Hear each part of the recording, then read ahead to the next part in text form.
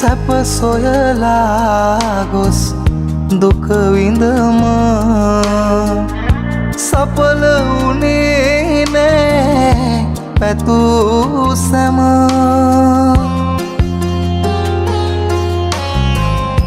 අවසන් මොහොතේ ඉතිරි වුණ කල හොඳ නොහොඳයි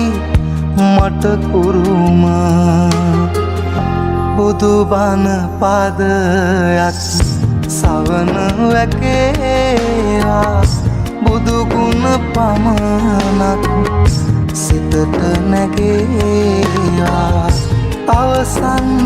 වරට මා